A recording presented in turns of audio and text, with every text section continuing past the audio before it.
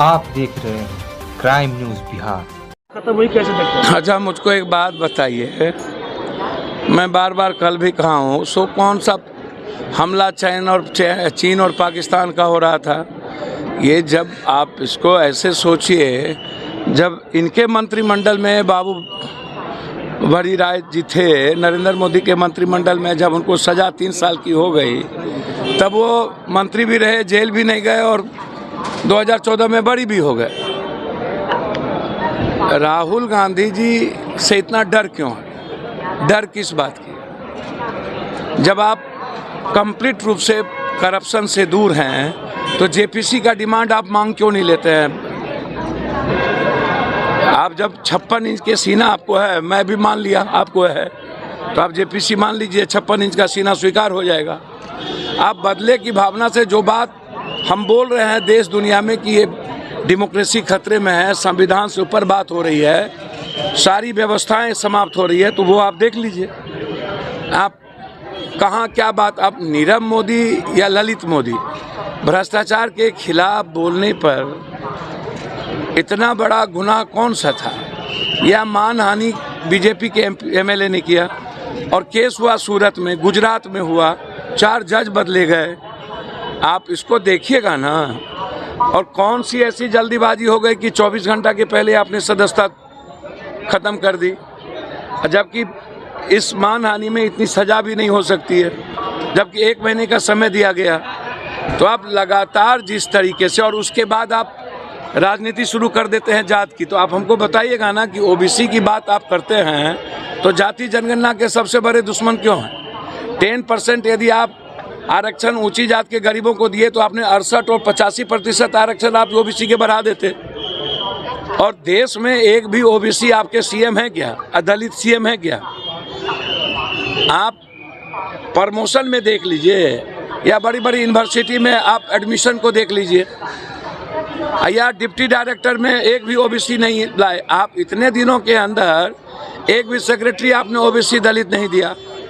आप जिस जाति की बात करते हैं, अलग अलग स्टेट में अलग अलग जाति के अलग, अब हम कहीं यादव है तो वहाँ पर ऊंची जात में लोग हैं, या कहीं राजपूत है तो पिछड़ी जात में लोग हैं। आप बिहार या यूपी को हर स्टेट के ऐना से नहीं देख सकते। अब नीरव मोदी को भी आप जाति बना दीजिए ओबीसी, तो आप अदानी जी के मुद्दे को आप खत्म करने के लिए धर्म और जाति से तौलिए, तो क्षेत्रवाद में आप में क्या अंतर? आज देश सवाल राहुल गांधी का नहीं है। अरविंद केजरीवाल ने साफ कहा कि पीएम कौन बनेंगे, किस पार्टी का होगा, अब ये मुद्दा नहीं है। अब मुद्दा है देश, मुद्दा है संविधान, मुद्दा है लोकतंत्र। ममता जी भी ने यही कही, अखिलेश जी ने भी यही कहा। अब तो नीतीश जी को क्या बोलते हैं, ये तो भैया अब ईवीएम को लेकर के 14 पार्टी गए हुए हैं। नीतीश कुमार जी दस्तखत नहीं किए, इनकी पार्टी ने दस्तखत नहीं किया। यहाँ जब सब कंसोल होकर के एक साथ इस डेमोक्रेसी सेव करने के लिए निकले तो जदयू नहीं निकल पाई। तो नीतीश कुमार जी से और तेजस्वी जी से आग्रह करेंगे हम, अहंकार को हटाइए, ख़त्म करने की ज़रूरत है। अहंकार से अब ये देश नहीं बचेगा। वो बोलते हैं कि ड्राइविंग सीट पर जो जहाँ क्षेत्रीय पार्टी है उसको दीजिए। तेजस्वी जी 2024 में मोदी जी आ गए ना तो ड्राइविंग सीट तो छोड़िए, खलासी के सीट पर भी बैठने के लायक नहीं रहने देगा। पहले ये सोचिए, ये जो ड्राइविंग सीट कर रहे हैं ना, इस गलतफहमी में मत रहिए। पहले एक होइए और बचाइए इस डेमोक्रेसी को, दलितों को, कमजोर तबके के लोगों को आप बचाइए, महंगाई पर बचाइए, आप फार्मर्स को। बात यहाँ करिए, बात करिए कि क्या एजुकेशन सिस्टम बचेगा कि नहीं, क्या ओबीसी एजुकेशन में जा पाएंगे कि नहीं, नौकरी मिलेगा कि नहीं। बात आप यहाँ करिए। ये चुनाव के लिए सिर्फ ओबीसी इनका काला चिट्ठा निकाल लीजिए तो पता चल जाएगा। सबसे बड़े दुश्मन है ये ओबीसी के और दलितों के, ये बात करते हैं बड़ी बड़ी। तो इसीलिए राहुल जी, मुझे नहीं लगता, मोतीलाल नेहरू और इंदिरा गांधी, राजीव जी का शहीद। सुशील मोदी का तो कहना है कि करोड़ों ओबीसी लोगों को अपमानित किया है। सुशील मोदी जी के पहले ये न पूछिए कि उनका कौन कौन अपमान किया है। आप इनको पूछिए, यहाँ जो मंत्री थे पटना साहब के क्या नाम है, नामों बोल रविशंकर, उनको क्यों मंत्रिमंडल से हटाया? और सुशील मोदी को बीजेपी तवज्जो क्यों नहीं देती है? इनको ये पूछे नीरव मोदी और ललित मोदी कौन जात है जहाँ पर वो हैं? वो बेईमान नहीं है, वो भ्रष्टाचारी नहीं है, वो भगोरे नहीं है। ये भ्रष्टाचार और करप्शन को प्रोटेक्ट करने के लिए जाति धर्म का आड़ क्यों लेते हैं? पहले आप उनसे ये पूछिए। और दूसरा चीज आप उनसे यह पूछिए, सुशील मोदी जी से बहुत क्लियर,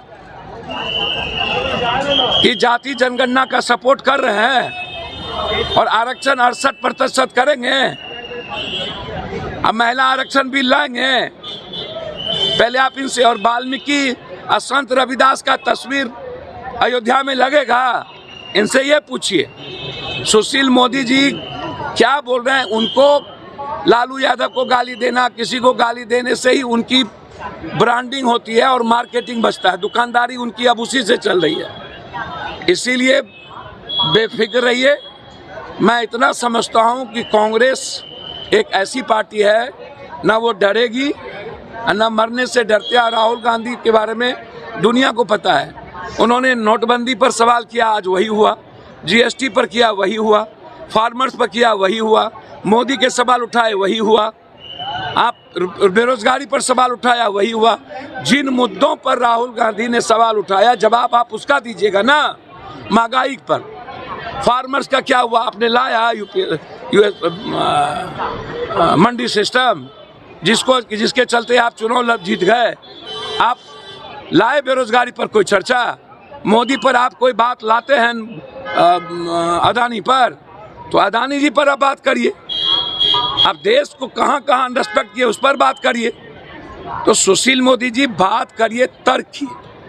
हमेशा जब 24 आता है तो कंप्लीट विपक्ष को, जो सशक्त और मजबूत विपक्ष है, मेरा मानना है कि उसको कोई व्यक्ति दुनिया में खत्म नहीं करती है। सशक्त विपक्ष को, मजबूत विपक्ष को जिंदा रखती है, ताकि एक सामने में सत्ता, ऐसा सत्ता पक्ष हो जिससे वो लड़ सके, जिससे वो सीख सके।